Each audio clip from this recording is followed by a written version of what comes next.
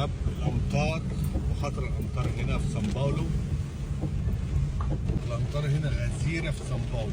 كنا جايين من على الشط وديت الزبائن محل اقامتهم وراجع امطار غزيره. خطر السواقه في الامطار هنا ممكن العربيه تقف في تجمع ميه يبهدل الدنيا، مش حد هينقذك. بص تجمع الميه عامل ازاي، بصوا يعني. ولكن بعد ما المطره تقف كل حاجه بترجع لطبيعتها. فانتظروا ان شاء الله فيديوهات البحر النهارده رحله اليوم الواحد، زائد فيديوهات كتير تقديم ملف العميل في مصر.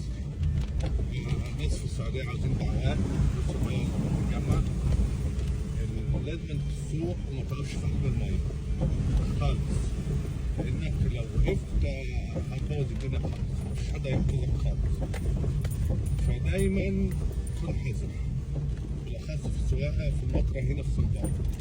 امطار غزيره وخطر السواقه هنا. المشكله الاكبر يا شباب اللي انت عمال تلف حوالين نفسك وانت مش عارف تخرج من المنطقه خالص. والله المشكله هنا الشوارع مقفوله بالميه، كميه ميه غزيره يعني. خطر خطر خطر. تابعونا في الفيديوهات اللي هتنزل النهارده. شايفين الميه عامله ازاي؟ خطر قوي الوقوف في الميه.